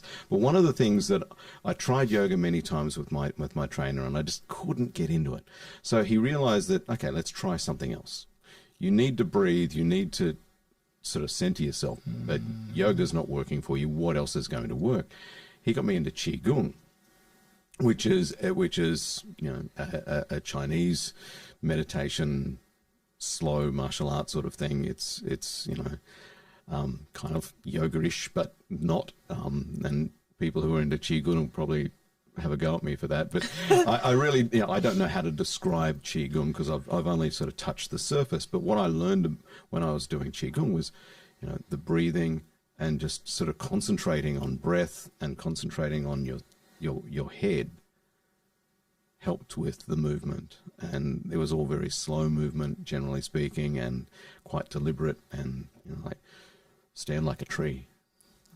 But Interesting. Yeah. Interesting. Yeah. And when you're eating pizza as well, it's very good to breathe properly. You find more room. You find more room. More pizza. What was that called again? Qigong. Qigong. I'd have to check that out. Mm-hmm. And I believe, because I've been researching things lately for local radio, there's a couple from Aotearoa who I think come up here, or will be coming up here, to Whitianga once a week and doing Qigong classes. Where's that? I think it is actually at the town hall. But I would have to get back to you on the days. I think it's a particular day, and I think it starts this month in September. That'd be Let cool us to know. go to. Yeah. I'll find out, and I'll let you know, and let's go. Yeah. Well, I've tried to get into yoga. Well, I've done yoga. I think I've done 2 yoga classes. I just keep laughing, and I've tried so many on YouTube videos, and Bob would give me here, watch this YouTube video, do this yoga. It's only 15 minutes long. I enjoy the stretching and stuff. Like, I think it's super beneficial, and I do feel a lot better once I've done it. But I think just sometimes the space, like the environment is just I think not that's for what me. I really liked about Greg's Blokes Only class is it was a little bit less intimidating in that environment, and his style as well is. I really liked his style where he showed, okay, this is the move that we're going to do by the end of the class. Right. So you had a goal to move towards, and for people who train a lot and that sort of thing, having a goal to go to is a good thing. And that was the first thing that he did in the class. So by the end of this class, you're going to be able to do this. And most of us in the room went, yeah, right. But then we did the range of movements through that yoga class, and by the end of the class, we were all pretty much doing that move. Like, wow. That was really cool for me. I think that was the thing that changed that for me, that yoga for me was, I had a point that I'm going to. there's a point to this.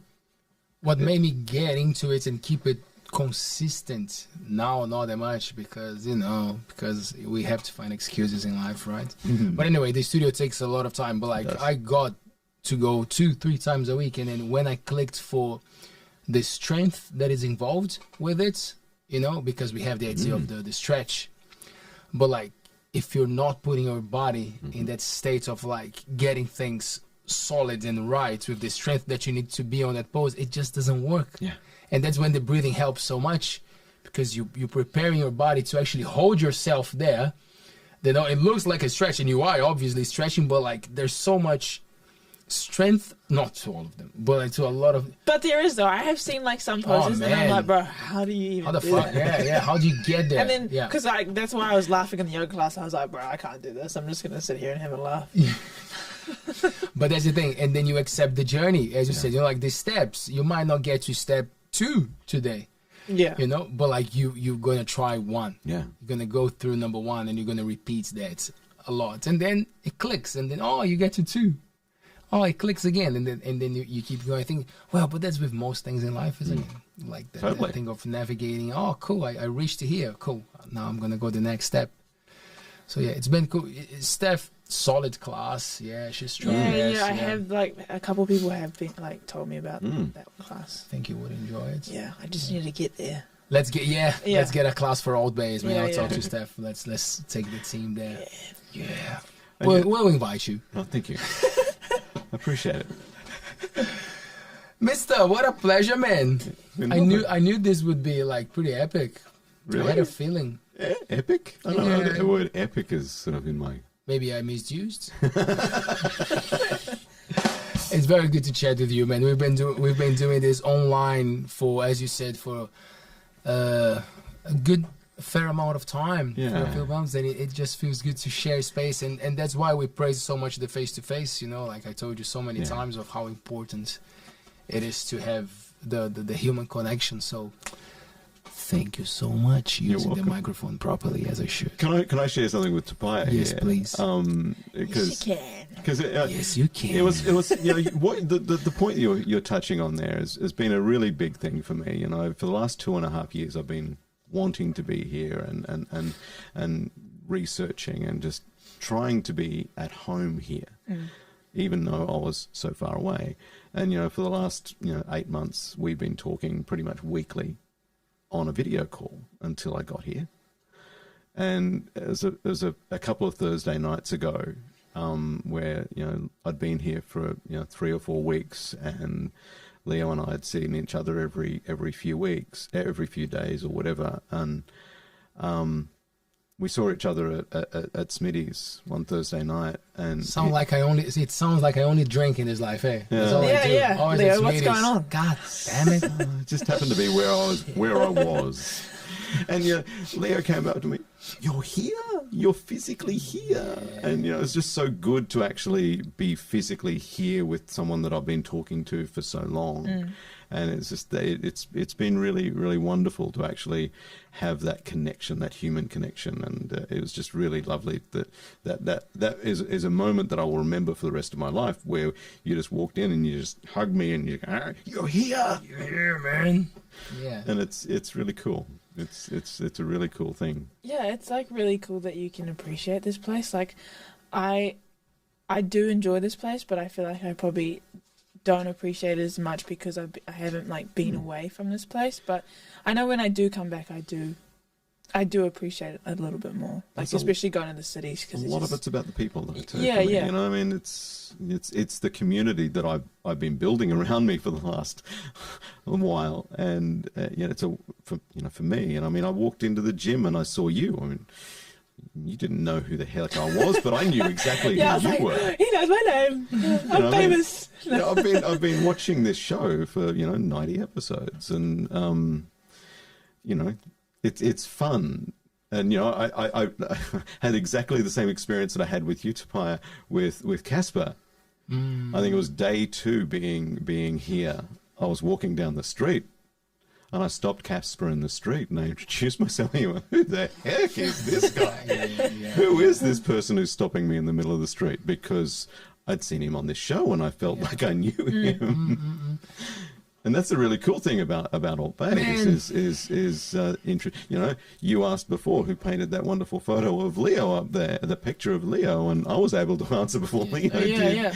It's and I think, you know, it's just the wonderful thing about locals and getting to know people. It's kind of fun. The more we do it, the more we realize how important it is for like the social element of, you know, like that we have a responsibility as humans who live in communities. That's how I see it. You know, like want you or not, there's a responsibility to be part of that place, you know, like, and isn't it crazy that it sounds weird that you come to someone and introduce yourself in the streets and say like, oh, you know, like it should be a normal thing to say, you know, like, oh, cool, oh, you live here too, is that what you do? And suddenly you create a new connection, you know, like, so by doing this face-to-face thing and chatting with people, like we feel like it's a social cool thing, you know, like it's nice when people say, oh, Fabian, oh, Paea, I just mentioned the name, and I'm like, yeah, they are listening, you know, like people are paying attention, and for us it's a pleasure because we get people to talk, and then you're like, cool, it's going both ways. That's good too. It was the same thing when I met Fabian for the first time. I walked up, mate, how you going? Oh, sorry, you don't know me, do you? Oh, whoops, sorry, I feel like I know you. Nice. I hope all these talkers are like Jason, cool people like you know, or the ones that come after us. I hope so. Yeah, to ask for autograph. My man, what a pleasure. Thank you so much. Thank you so much for supporting our platform, for sending feedback, for just being there, listening and enjoying to what we're doing, and for being here, for accepting the invitation. Thank you so much. I really appreciate it. It's been wonderful being here. Thank you. Paea. We're wonderful people. You are. Wonderful people. I think if people want to see you or not see or hear you, Jason, where are you? You got the website, hey bro, that people can check it out as well? I might have you. Say it in your radio voice. Yes. Oh, come on. He has Taylor, are you asking me to tell people where to listen to me on the radio? Well, yeah, because you're there every morning, isn't it? Every time I'm driving to work, I'm listening to you. So. Thank you. Oh, actually, Taylor actually, there was some weather incidents a few weeks ago, and he sent me a quick message on Messenger all about one of the slips on one of the roads, and I was able. He was to just under. Yeah, almost. How big? I was able to talk about it straight away on the radio, which was wonderful. So I'm on Coromandel CFM, which is on 95.1 and 94.0 around the Coromandel Peninsula and Hauraki Plains. And our website is cfm.co.nz, where you can listen online and stream. But I do have my own little web presence, which is kind of, I have way too many web presences. I have been collecting domain names for a number of years. I have, a lot of web presences, and there's some funny ones amongst them. But that's another story for another podcast. No, another story for another podcast. Okay, one funny website address, the 309.studio. That's yours. That's one of my web addresses. Did you make that up before you came here? No, I made it up because because you can't be because of 309. Because of the 309. I was about to say, bro, that's like. And it's been one of those sort of things for me. It's been a bit of a joke because I've been working here. I've been living here in my mind, and between myself and a couple of my friends, I've been sort of saying, oh yeah, I live right down the 309, a long way. It might be 2,500 k's down the 309, but I'm down the 309, and it's a bit of an inside joke. And so my studio at home and my studio at home here in Whitianga, I have a little sign which is the 309.studio, and I own that website. That's actually comes back to one of my places, and Leo's seen that sign a few times in my old booth back in Toowoomba, and it's now in my booth here in Whitianga, where I do my freelance work. So yes, the 309.studio is kind of my little funny website for myself, but it actually leads to my normal website, which is jasonmyatt.com. There you go, fellas. And go check it out. Lots of interest. And you have your blog there, right? That's where my blog is. That's where my sort of mental health writing has been, and where I've been writing about localism and local radio, and there's recipes for things that I've cooked because I love cooking, and there's lots of different things on my website, like vegan ice creams. Ooh, Check that out. Check that out. There's a recipe there for vegan ice creams, and there's some hemp crackers that I made. We're gonna go check and come back with the treats. Paea, just before we wrap it up, you are also doing something for like prep meals for the people in the area. Is that Fitsianga, or what's the reach? What's the thing? Is it still going? Yep, I have like a little. I've been doing like a little thing. It's on Instagram and Facebook. It's under TP at TP Meal Prep. It's just like vegan, vegetarian. I think there's like a fish curry as well. There's a pescatarian meals on there. Yeah. So if you want some meal prep. So like you buy an amount of that like per week, like you would have the meals prep for the week. Yeah. So I just do it's $75 for the same 5 meals, and then you can either do it weekly or just a one-off. But all the meals and stuff are on the like Instagram and Facebook. But you can also flick me a message if you like want something else. But, nice. yeah. Can you freeze them? How does it work? You can't. Well, you could freeze these ones, but I wouldn't. I wouldn't, because there's like some of them have salads in them. But I am going to be doing some like more frozen meals and stuff. Smart. So, what's the link again? It's at TP Meal Prep. Cool. It's on Instagram and Facebook. Thank you. Hit me up. I'll check it out when I've got my phone in my hand. Thank you very much, guys. It's been a pleasure. Thanks, thank you. Yeah, thank you, Jason. That was awesome. Oh, thank you. Let's smash some more pizza. Yeah, I will.